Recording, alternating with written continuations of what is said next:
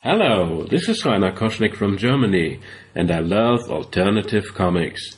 This episode of the Comics Alternative is brought to you by Patreon supporters like me. Enjoy the show. This is the Comics Alternative Interviews, a conversation with Jeremy Baum.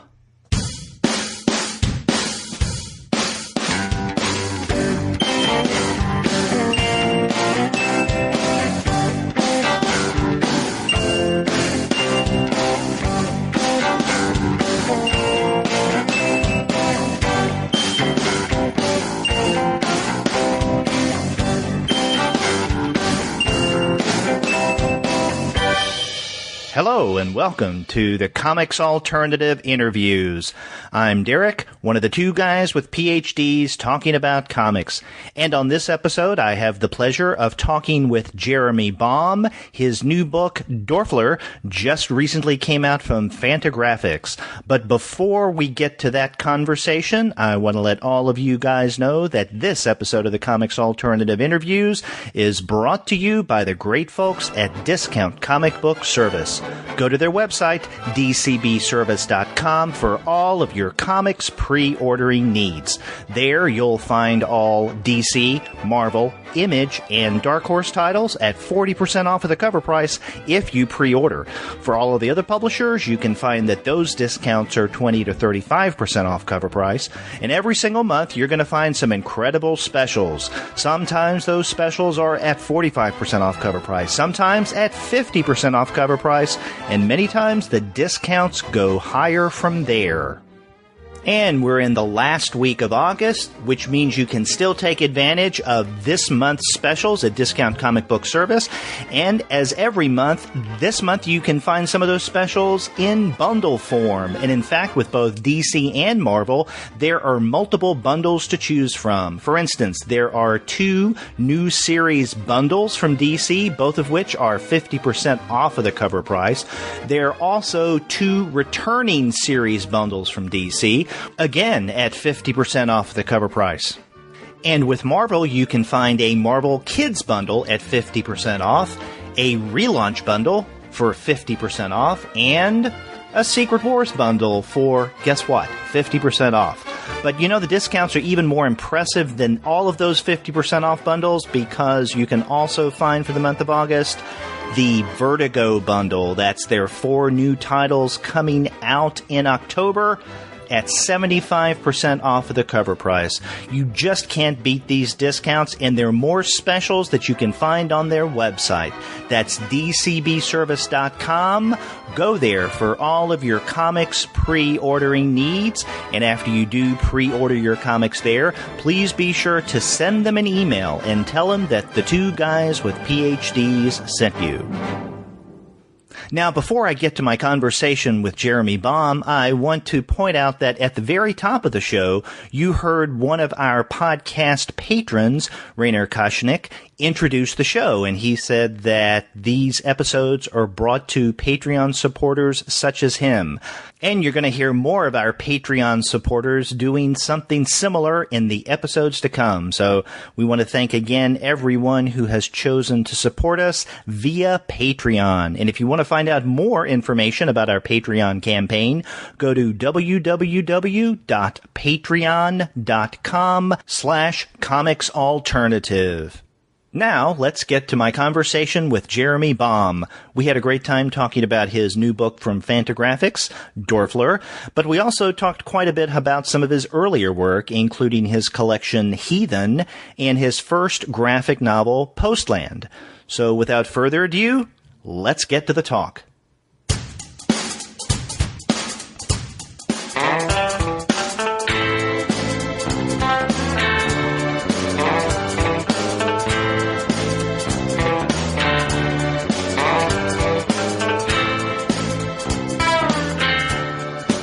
I'm pleased to have on the Comics Alternative Jeremy Baum. His book, Dörfler, was just released from Fantagraphics.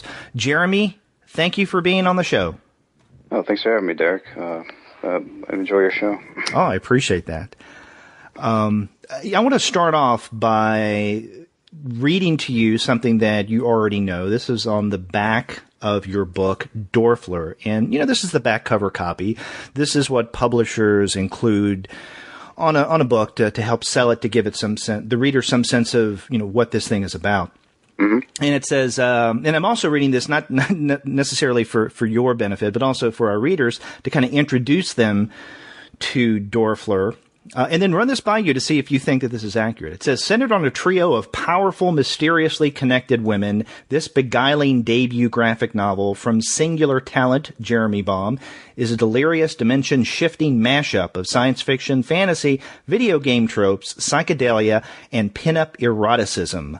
Baum's obsessive, detailed artwork, rendered mostly in the tones of gray with splashes of color, is equally stunning, whether depicting surreal fantasy-scapes or hyper-futuristic cities, mecha or magic.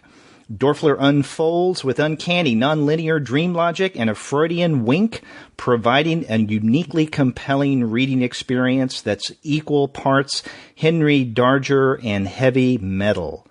So do you feel that this accurately describes Dörfler? Yeah, eerily so in a couple places. I mean, but that was just, and that kind of sums up my experience of working with Fantagraphics is I didn't really have to explain myself too much with them. They're just, they really are brilliant people, and essentially the best of what they do. I was really in awe and grateful to be working with them. So I didn't want to make any demands or requests as to how the book should be printed or how big it should be, what it should look like, what kind of cover. I just let them do their thing, and the end result is pretty much exactly how I've always sort of hoped or wished that my work would be, presented in book form one day. They really, just throughout the process, they really had me pegged. So you didn't have any input in, not only that back cover copy that I just read, but even, let's say, the size and the format of Dörfler. Yeah. I just let them do their thing. They're brilliant people. Like I said, they're the best. Yeah, and for listeners who aren't yet familiar with Dörfler, and even if you have seen it online, if you haven't seen the actual book itself, if you haven't held it in your hand, then it's really difficult to get a sense of what this is about. It's a larger format book, hardbound, beautiful cover, and even more impressive interior, especially given the size of the book. And I think that suits your art especially. Larger format would be great with other artists as well. But given the nature of your art, and I think that whoever wrote that back cover copy did a good job of explaining the kind of style that they can expect when they open up Dörfler. This large format really serves it well. So this is the first book that you've done with Fantagraphics, but really it's not your first, or as they call it, your debut graphic novel, correct? Essentially, yeah. I've done several comics before that. The longest one, graphic novel, was probably over 100 pages or whatever. But yeah, this is the first one. My first time getting published by somebody else. Now, the nature of your work is, and again, coming back to this back cover copy, it's very surreal, dreamlike in nature. And reading through it several times, even then, I think it's difficult to wrap your brain around any kind of, cogent narrative thread. But I think it seems to me at least, that's all part of the game. It's like trying to remember and make sense of a dream when you first wake up in the morning. There are parts of it that you remember, and once you try to recall some parts, maybe others will occur to you, but then you wonder, well, why was I here in one part of the dream and then doing something else in another place in another dream, and these two events don't seem to have much connection at all. What's going on? So That's, to me, the nature of Dörfler. I think your art in general, from what I've read, but especially Dörfler, the new book. How do you plot, if that's the right word, your stories? Say specifically Dörfler. Well, I mean, with Dörfler, I mean, there's really is like a solid like logic to the story, and a few people hit upon it, like in reviews or you know, relaying back to me like what they took away from it. I'm more interested in finding different ways of telling stories. You know, for a while I was sort of interested, or kind of like had an obsession with you know, different mental ailments. For a while I researched like Alzheimer's disease and the effects on the brain in the latter stages, and you know, how people sort of you know, perceive life you know, through those lenses. And I mean, I've always been attracted to different like filmmakers and different novelists who had like, you know, pretty much unconventional ways of feeding a story to you,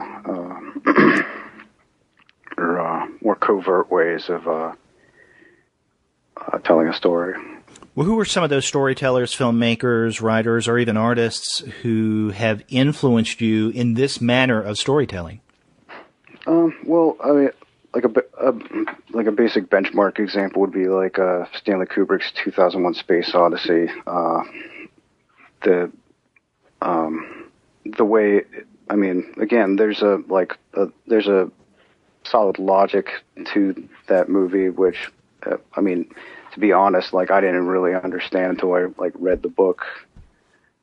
But it's all there in the movie, but it's only suggested, or you know, it's not explained to you. It, you know, it's left, a lot of it's left up to your imagination. There's a lot of room for interpretation to the viewer, and so therefore the viewer's imagination is becomes sort of a participant in the storytelling process, rather than simply just being an audience member being lectured at. And you know, that's the way I see, well, definitely Dörfler, but also some of your other work, which I want to bring up at this interview as well.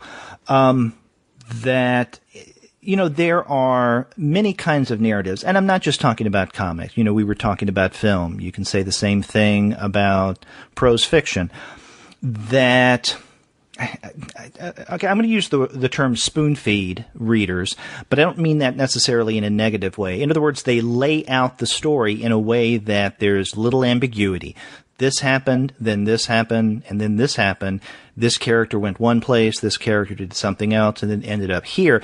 In other words, it doesn't really require the reader or viewer to fill in too many gaps or participate in the understanding or the creation of the storyline itself. On the other hand, there are storytellers who weave a narrative that not only encourages but requires their audience to play an active role in making sense of the story. And I think you're an example of the latter in terms of Dörfler. You lay everything out. There is a story there, but something that you said early on, you said that you've gotten reaction from different readers, different reviewers, people getting back with you on their interpretation of the story. My guess is that you would say that many of those interpretations, one is just as valid or almost as valid as any other, that it's what the reader brings to and then carries away from Dörfler that interests you. Is that correct? Yeah, absolutely. That's... Yeah, you summed that pretty good. A good example of that I've seen in film recently. I can't remember the name of the filmmaker. He's only made like a couple other films, but he made this film called Under the Skin with Scarlett Johansson. Mm-hmm. And it's based on a science fiction novel, and there's obviously a very like solid story there, but it's not all explained to you. And but anyway, like me and a couple of other like good friends saw it, and like I noticed how when we were relaying to each other, like, what we took away from that film were different things that are individual, like, interpretations of, like, the movie or different parts of the movie. Like, they were all, like, somewhat varying in how they differed, but they're all pretty, like, different interpretations of what we were seeing, but none of those interpretations sort of contradicted each other. You know what I mean? Mm-hmm.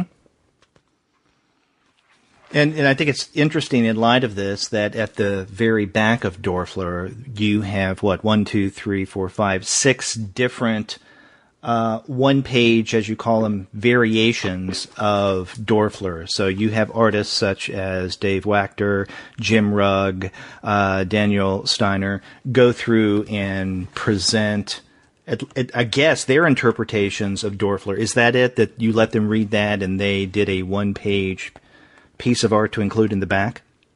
Yeah, the book wasn't even, like, completely done, like, when I asked them to do pinups for it. I just, like, pretty much gave them, like, the majority of what was done, explained a basic synopsis, and then let them do whatever they want. Yeah, a funny note, Dave Wachter, one of the characters in Dörfler is modeled after his likeness, the scientist. Uncle Dave? Yeah. Okay, I wouldn't have even thought of that until you mentioned that, but now that makes sense, because I saw him just recently at Heroes Con. Yeah, he's a great guy. Yeah, so yeah, there is that likeness. Well, you know, in almost all of these pinups in the back, you find or I don't know if you call it the main character or a main character, who, is it Nina? Nola. Nola, who is journeying, and she has the sword with her, which leads me to my next question. You know, there seems to be a heavy influence here on video games, not only in terms of the character Nola, the way that she's dressed, and she goes on some kind of quest. So there's questing involved, but also the landscape is something that reminds me of the visuals that you would see in a very highly detailed and developed video game. But there are also these elements, and I'm not exactly sure how to describe them to our listeners. And I'm not talking about the dreamlike, smoke-like, wavy elements that are woven throughout Dörfler, but these are the almost cube-like segments that appear in various places, sometimes in a particular pattern, sometimes in fragments, but they seem very game-like as well. What are those things I'm trying to describe? In relation to video games, or in Dörfler, I mean, did you have video games in mind as you were creating many of the elements in Dörfler?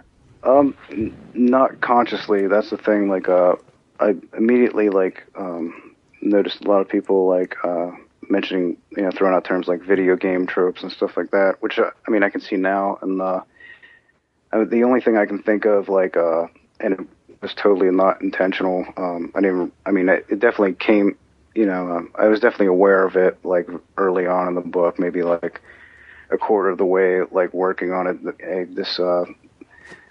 There's like, sort of like visual likenesses, or I don't know, visual similarities to, like, the Legend of Zelda, like, video game series, which, like, I wasn't. Here's the thing, like, I never really was, like, a big video game guy, like. But like, when I was a kid, I just I loved the Zelda video games and the Final Fantasy. I liked a lot of, like, RPGs. I didn't play many of them, but those were the few types of games I gravitated towards.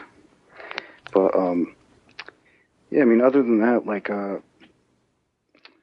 only other thing I can think of is when I started the book, I've always been a big fan of this one Japanese artist, Yoshitaka Amano, and he does a lot of illustration, and he was the conceptual designer, character designer of the Final Fantasy video game series. And I was very heavily influenced by him. But I mean, I don't know, like other than that, like yeah, the video game thing, I'm kind of surprised by. So that's one of those things that you were referring to earlier, where the readers bring to Dörfler and kind of surprises you a bit. Yeah. I don't know. It's another perk of sort of telling stories that are sort of more covert, I guess, as far as like how you're relaying information to your audience. Is you know, the different interpretations. Sometimes are pleasant surprise, or they bring to my attention things that were probably definitely like an unconscious or definitely like an unconscious result in the creating of the book, but not necessarily like conscious. Now, in Dörfler, and not just Dörfler, but a lot of your other work that I've read, I mean, it definitely has this very fantastical, I've already mentioned dreamlike, very surreal sense to it. And before we started to record, you had mentioned that, you know, in light of the fact that we've been trying to line up a time where both of us can talk for this interview at the same time, you work a third shift job, and you were telling me that many times you're able to use the, I guess it kind of works for your creation, right? That you're up all night, at times with this job. And does that give you the time to think through your art? And if so, is there something about being up all night in the wee hours that contributes to this dreamlike quality of your art? Yeah, probably. I wouldn't doubt it. Because I mean, I work alone at night, and it's often very quiet. I'm just there with my thoughts, and particularly the time period working on Dörfler, like business was pretty slow where I worked too. So I got a lot of work for the book done, like on the clock there, basically, and. Yeah, I mean, I can see that, like, I don't know, just the erratic sleep schedule and stuff like that, yeah. That can definitely warp a person's thinking. Well, but warp in a good way, I guess.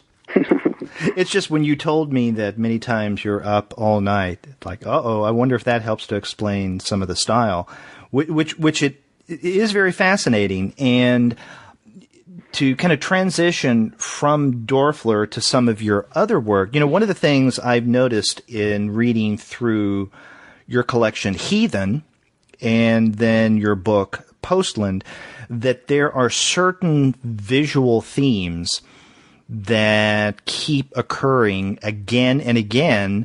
And I don't want to, you know, wear out the reference to dreams or use the word dream time too many times. But in many ways, it's like dreams where certain images keep cropping up again and again and again, and you try to find meaning because of the repetition. You know, in your earlier work, I see some images that occur over and over again. Eyes. Eyes are there throughout. Mm-hmm. Yeah, the eyes, I mean, I don't know, like, I always love drawing the eyes. It seems to be, like, my favorite part of a person to draw. It always seems to be, like, the first thing that I really, like, focus on fleshing out, but, I mean, you definitely made a good point about like recurring themes and how they seem to relate to dreams or like dreamlike quality.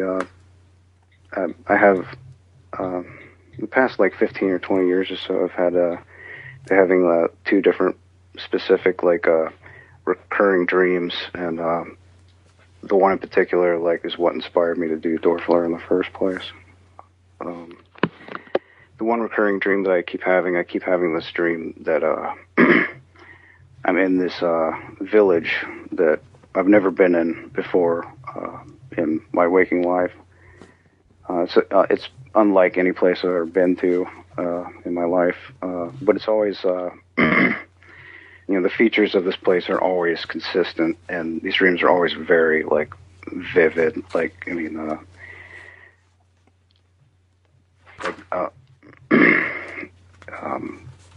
Anyways, these villages are always like they're very there's cobblestone, and the architecture is very like old European, a lot of cottages and stuff like that, a lot of winding narrow roads that all like sort of like empty out into this main square with a fountain, and sort of like up to the south where there's a view of like the valley and mountains that surround this village.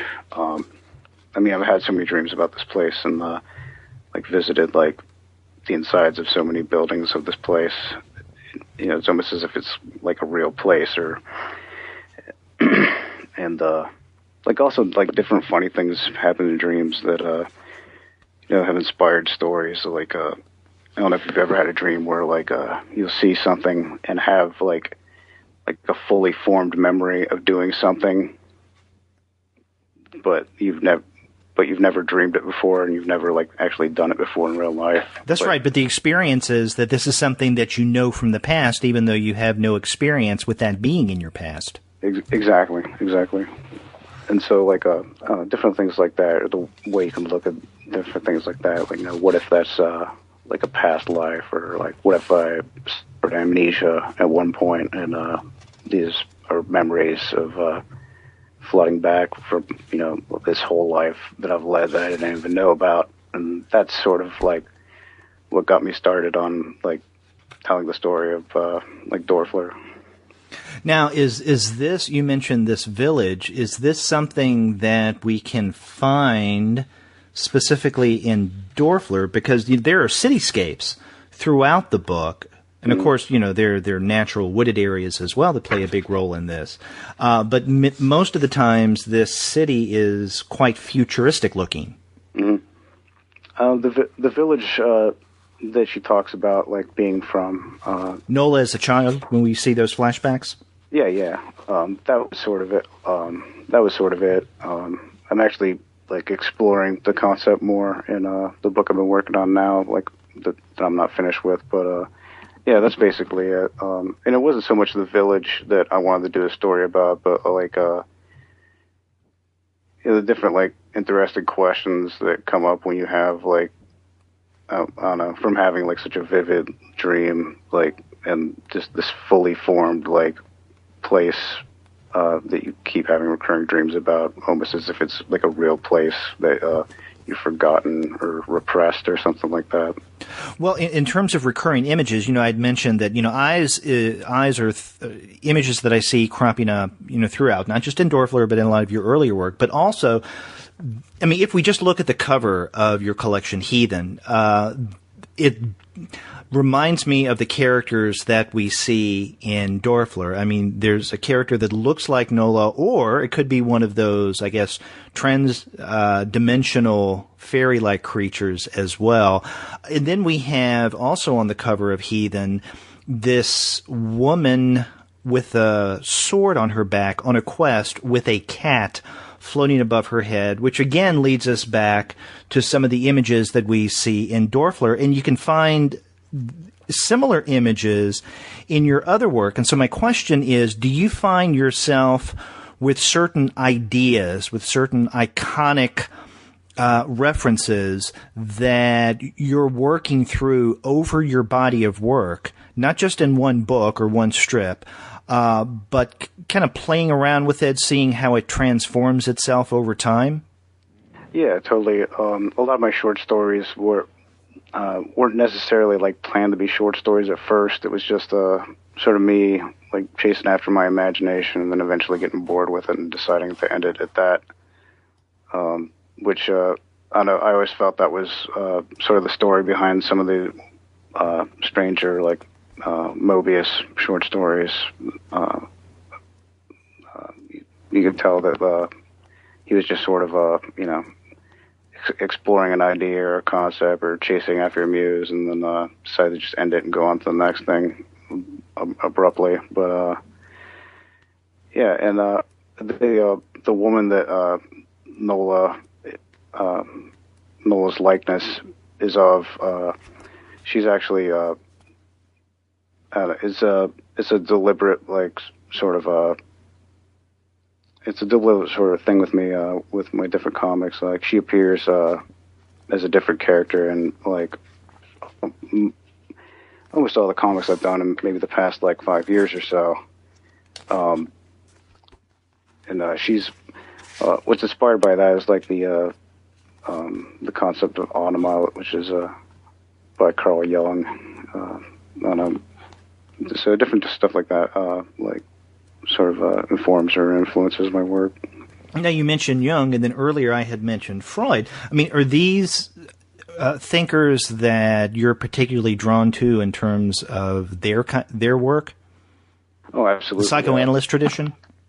Yeah. Well, I mean, Carl Jung, like, he was a huge influence on me. Like, when I was going to art school, like, I think, they made me take a psychology course, and I think that I got more out of that class than I did most of my other classes at that school. Like he was just fascinating, and there's something about that. I mean, obviously, like, his different concepts can be very fascinating and are very rich for like, you know, inspiration, or just the different, like, questions and like theoretical situations that pop up from them, which has been the case with my work, you know, such as the idea of there being a collective unconscious, and different stuff like that. But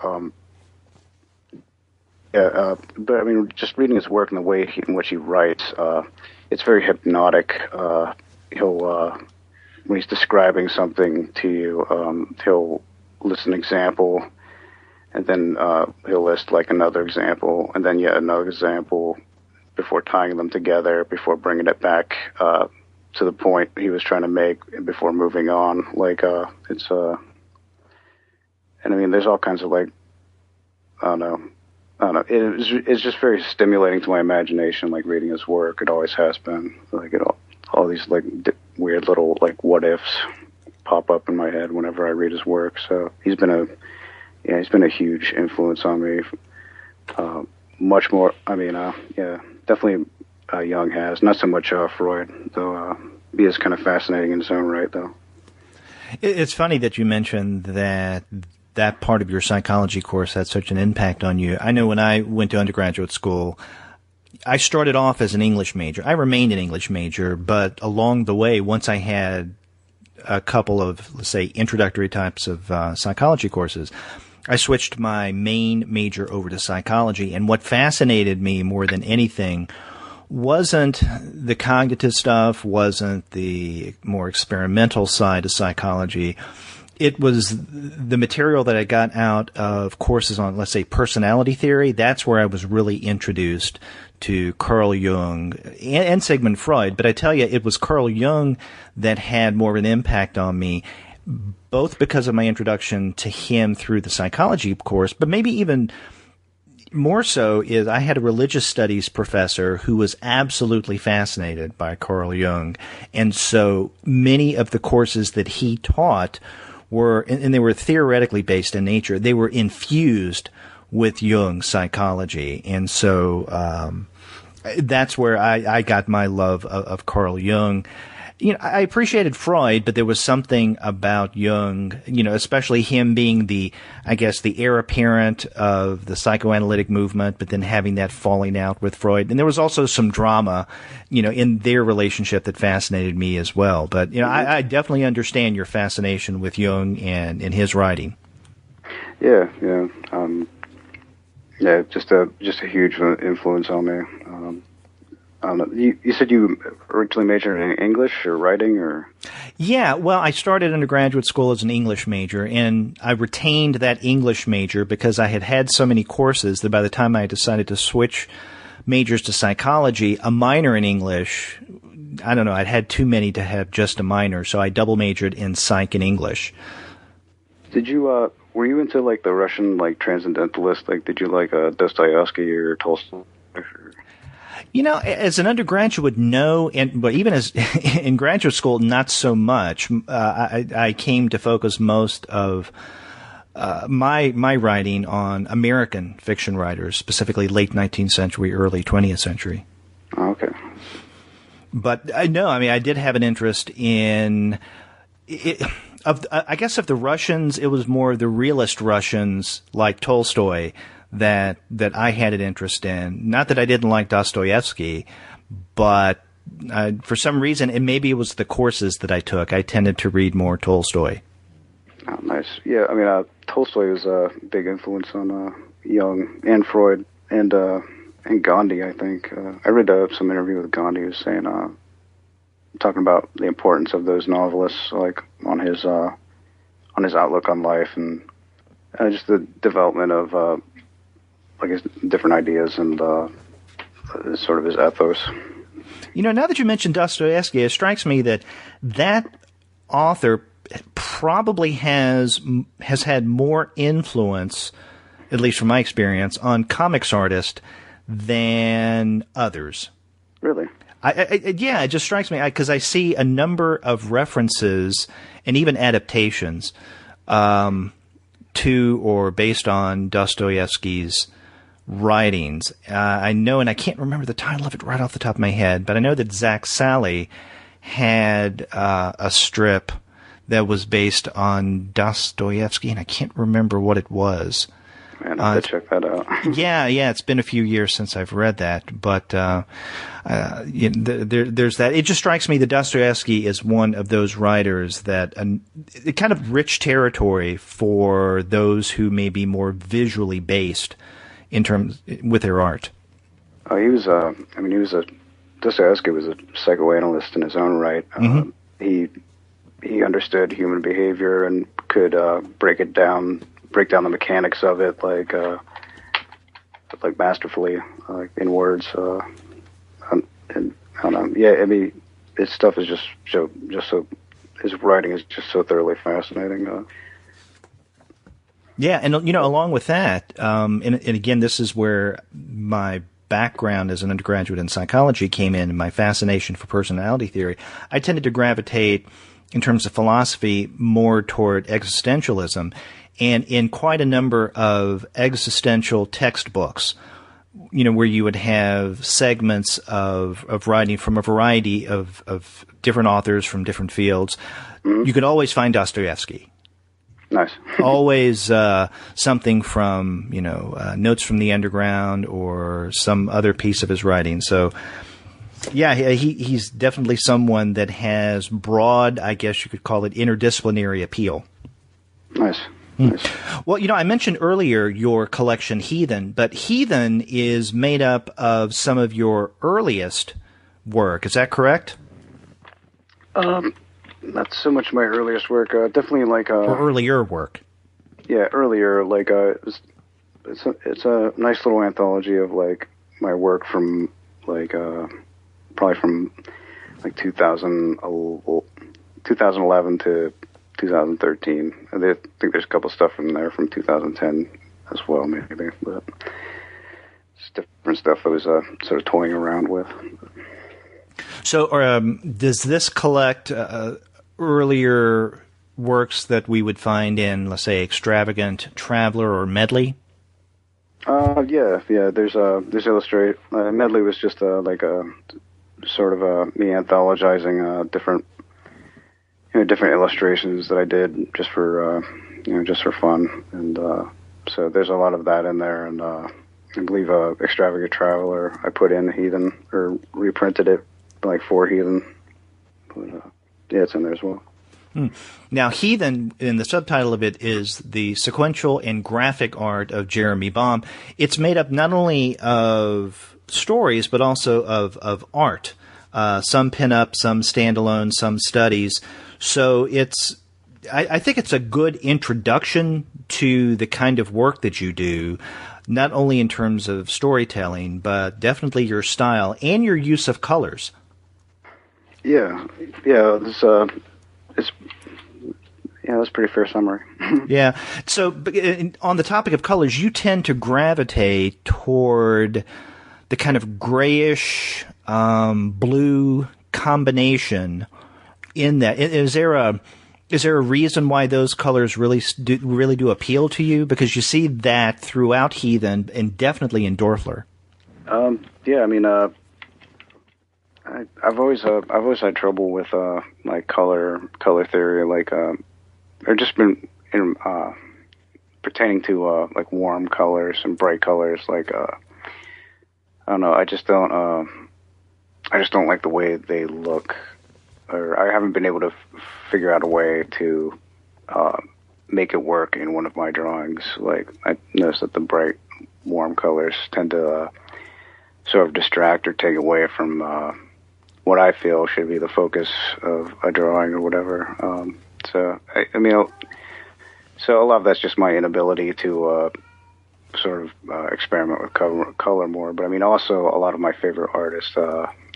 One like huge influence on me was H.R. Giger, who basically only worked in shades of gray for most of the work or most of the periods of his career.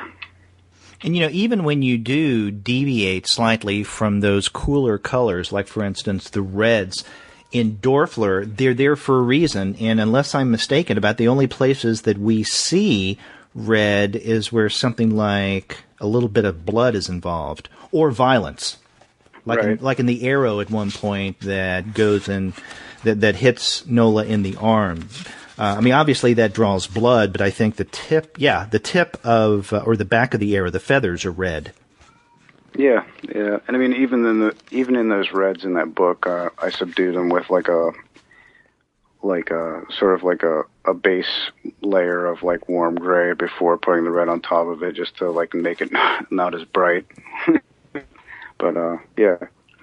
Definitely see that. So now another thing, getting back to Dörfler, that I wanted to mention is this, I guess, almost dystopic feel to the story. And I'm not exactly sure if dystopic is the right word for it, because on the one hand, there does seem to be an idyllic feel to Dörfler, where you have not only the character of Nola, both older in the flashbacks as a young girl, but also with some of the other characters, especially as they're associated with the forest and the natural world. But then there are these scenes in Dörfler where you get, that primarily take place in the cityscape, where you find these soldiers, I guess they're soldiers, or police of some sort, who are wearing helmets and glasses, and of course, that in itself looks quite imposing. But even scarier, I guess, is the uncles that you'd mentioned earlier, the one that looks like Dave Wachter. I mean, there's something really nefarious about these characters. Would you call it dystopic in nature? Parts of the story?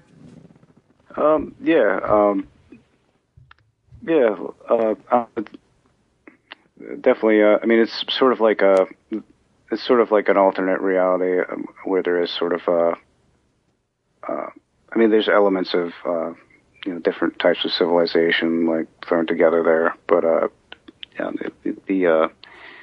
the government structure is definitely totalitarian, and I wanted it to be like sort of a more modern, like slightly like futuristic version of like a metropolitan area. And it seems that this, I guess, militaristic or totalitarian state is infused with gender distinctions. For instance, it's the women who are associated with the natural world, and I think that comes out strongest in Dörfler with, I don't know what you call them, the nymphs, the fairies, the mischievous women who are, like to please each other and themselves in different parts of Dörfler. But they're associated with the natural world. The city seems to be more closely associated with men, and that's that kind of darker totalitarian aspect. And it's the women in Dörfler who seem to be used by the men, like the one character we'd mentioned, Uncle Dave, or a guy who asked to be called Uncle Dave. And so I get the sense that all the men who transform these women in some weird, strange, totalitarian way like to be called Uncle. I mean, that's kind of a spooky thing. That's interesting. I mean, actually, like, his character isn't meant to be necessarily as, I don't know, as, what's the word I'm looking for? As sinister, I guess. He's kind of like a compromised character. Like, he works as a scientist for this, the state? Yeah, for the state, essentially. Performing these experiments on these women, making them weapons of the state. He's actually the one who releases them or frees them from captivity. Essentially, tries to and he's the one who's trying to sort of reintroduce them into society covertly. And due to like memory loss and whatnot, he has them refer to him as their uncle, so that the missing pieces of their memory, it's sort of a way to help fill the gap until their memory starts to come back. That's interesting because I was reading that character as a little more sinister, that he was doing what he was doing with, releasing the women, which on the surface looks like a kind act, that he's helping them. I was reading that in a little more sinister manner, in that, well, he's doing this in order to set them up for something. Yeah, well, he's definitely like a compromised character. Like, he works for the state, and so he is partly responsible for the programs that these women have gone through, but ultimately, he's the one sort of releasing them from that. Now, I mentioned, gender a moment ago. Women seem to be another one of your figures that you keep coming back to in your art, stories and otherwise. I mean, you can see female characters prominent throughout the pieces in Heathen.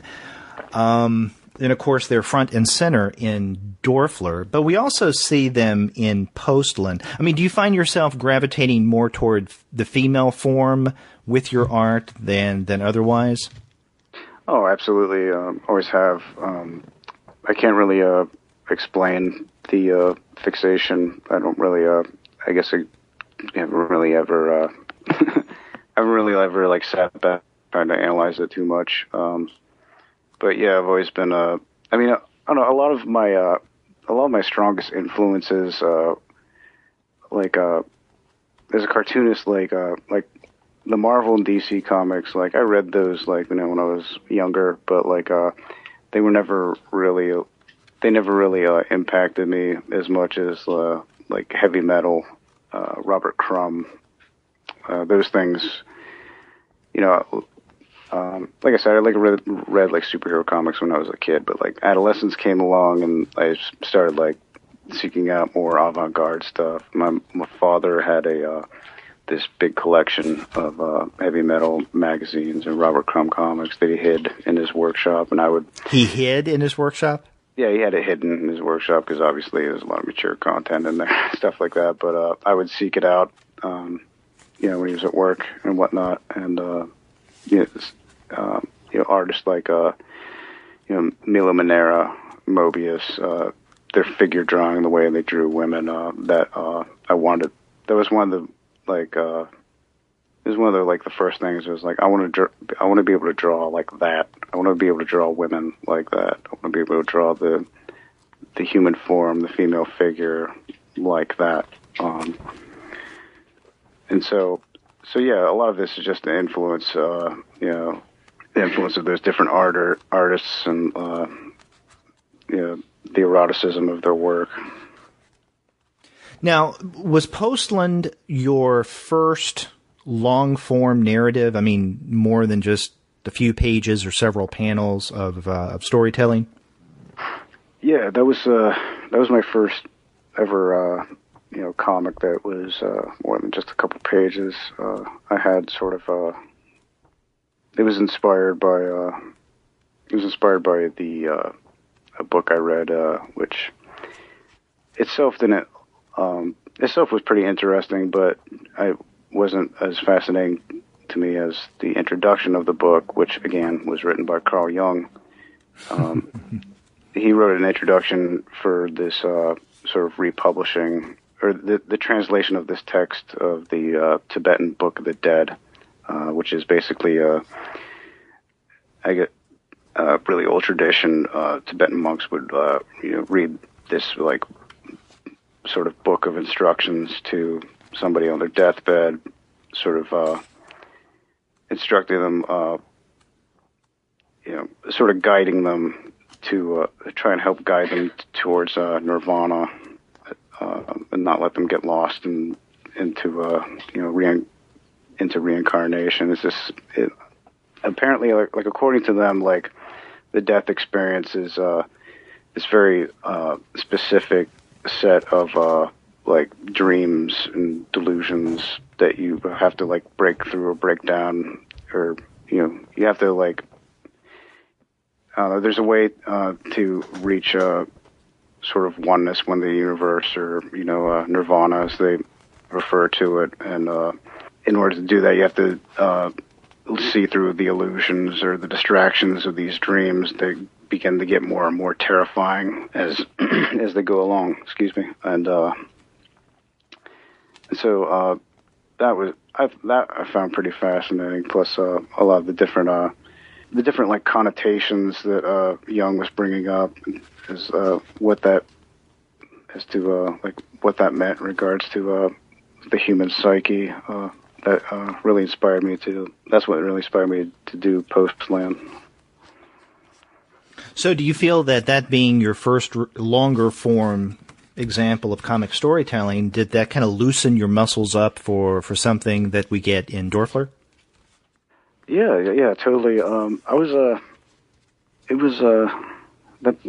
book was pretty easy to do. As far as like my first like long form like storytelling, that one was like it's like the story just like shot out of me. Like it didn't have to like think about it too hard. I just did it. What, Postland? Yeah. Did it come to you as if in a dream? Yeah, this sort of. I mean, it just I don't know. It was weird how it happened. And just like the art is definitely like more rudimentary for that, because I was still like experimenting with like how to best do comics, or how to best do like a long form comic. Like a lot of the illustrations I was doing around the time are a lot more like detailed and fleshed out, and so I felt that like I needed to like translate my style into like a simpler thing, or I don't know. I needed to like break it down to something simpler for the sake of like making a comic, like just the amount of time that it takes to draw the same people in the same places over and over again. So I mean, it was a huge learning experience, definitely. But, well, tell me a bit about your anthology Memory. Memory is at a time like I just sort of felt like doing an anthology. I spent like I've been like a very active member on this one art website called Deviant Art, and I've like made like pretty like strong like friendships with people, all artists all over the world who I've never met in real life, and in all likelihood, unfortunately, I'll never meet. So I share all these like I enjoy their work, and we share we share all these similarities in the way we approach art and just our opinions about life in general. And I just wanted to do something to like sort of showcase that. Project was sort of done out of like frustration. Like I felt like I couldn't get my artwork noticed or whatever, and so then I thought about like all these amazing artists like on DeviantArt, like people from all over the world just constantly drawing comics just for the hell of it. Not even really like trying to get them published or trying to get them noticed. Just again, like I don't know. I just felt like showing off. Like, look what all these amazing people are doing, and like, nobody's like paying attention to them. Now you have, your own story in Memory, creation story, and that's also reprinted, I think, in Heathen, right? Yeah. Yeah, but the thing that's really fascinating about Memory is that not only are you this artist-writer, but also here you are editor and publisher, because you're pulling together the work of, how many contributors? Is it about 50? Oh, I think it's more than that. Wow. I think it's like maybe like 50. I can't even remember. It's a been lot. A couple years. Yeah, like more than you find in most comics anthologies. Yeah, and altogether, I think 7 different countries represented. But yeah, it was fun. I mean, it was a time that I was really excited about self-publishing, and that too. Like, I wanted to like sort of like use that as like sort of an encouragement to my friends to, I don't know, sort of like a way of saying like, hey, see, look how easy this is. You can do all this shit yourself. You don't have to wait for some editor somewhere to be like, okay, just do it all yourself. Well, how successful have you found Memory? I mean, what kind of sales, what kind of attention has it gotten? I mean, it got a small, like, decent amount of reviews. I mean, I've reprinted it several times. It's still like the few like comic shops that like carry my self-published work. Like, that's one that they constantly like reorder. Like, just seems to be one of the more popular ones. And I mean, I think the price is good too, and just the range of artists, and I don't know. It was just turned out to be a pretty good idea, I guess. Well, do you have any plans for a second volume of Memory? I've had people like just because of Memory, I've had like a couple different artists, like one artist in particular, like approached me like several times about it, be like, when you're going to do another anthology, if you're doing another one, can I do something for it? And I might do another anthology like someday, but I'm really like invested in long form work lately, so it might be a little while before because that was a massive undertaking too. Like it was fun, and I was happy to do it, but it really drained me afterwards. Like, I didn't realize how draining it was at the time, but and like I said, I was happy to do all the work, like the printing, the publishing, figuring out the budget, running the Kickstarter, all that stuff. But yeah, like after I kind of noticed, like, wow, I'm kind of sapped. I don't really like feel like doing. I don't know. It took a while for my creativity to bounce back after that one. Now, earlier you mentioned the project that you're currently working on. Now, is this going to be similar to Dörfler and some of your earlier work, or is this going to be something completely different? Is it going to be, what we were discussing earlier, a way for you to bring up some of these images, icons in a way that you've returned to them, but in a different form? It's it's definitely like a kind of a shared universe sort of thing. Kind of like a collected unconscious, or collective unconscious. There's definitely like scenes and there's different places and scenes and like elements that you see in Dörfler that you see in this book as well. But other than that, there's not too much of a relation story-wise. It's a completely different story. So in no way is it going to be a sequel to Dörfler? No. But visually, people could recognize this as maybe a cousin of your earlier works. Yeah, totally. Now, will this also be a Fantagraphics book? Do you want to go that route now instead of doing any self-publishing? Yeah, I mean, like, ideally, as long as I have that relationship, which they've been, my editor for Dörfler was Gary Groth, and he's been really supportive. So I mean, yeah, as long as I have that relationship, I totally want to do more work with them, and just all the other stuff like that comes with self-publishing that takes you away from the drawing table. That, you know, if I can avoid that, then yeah, I'm gonna try to. But with this new one, like, I haven't exactly decided the exact route I'm going to take with it as far as like publishing it. Almost all of my comics are like almost completely improvised. Like I have like a basic story in my head or a concept, and then I just I don't know, I just sort of roll with it as I go along, you know, based on how I feel like or what I feel like doing. You know, I write out things sometimes in advance, just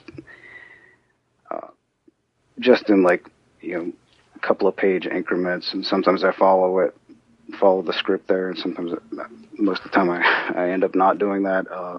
The endings for all of my comics, I've never known how any of my comics are going to end until I'm actually drawing the ending. So in regards to this current one, I still I'm about like 35 pages in, and I don't know, we'll see where it goes. We could go in a number of different directions, one of them being like 2 separate books that have nothing to do with each other. So we'll see how that goes. But. Well, one question before I let you go, again coming back to Dörfler, is what is Dörfler? And maybe there's no answer to this, or maybe you can't answer this, but I'm curious. You know, having read Dörfler a few times, it's like, okay, what is the Dörfler? Who is Dörfler? Where is Dörfler? Dörfler is a German word for villager, and that's sort of a reference to her life, her past life as a young girl from a village before everything sort of went off the rails or changed radically, and so I don't know. To me, the title like is kind of a reference of like a past life or you know, a repressed memory. That's basically it. Yeah. So here we're getting back to the psychology that we were discussing earlier. Yeah. Well, Jeremy, I want to thank you very much for taking the time and talking with me about Dörfler as well as your other work. Oh, thanks for having me, Jared. Yeah, and now people can definitely find Dörfler on the Fantagraphics website, but to find your work, they would go to what? madbomber37.deviantart.com? Yeah, my handle is madbomber37, you know, MADBAUMER37, and, you know, .deviantart.tumblr. I'm on Facebook. I'm on Twitter. I'm not hard to find. Well, Jeremy, I hope that a lot more people find you after listening to this episode. So thank you very much for the time. Oh, thanks. Thanks, Derek. Thanks for having me.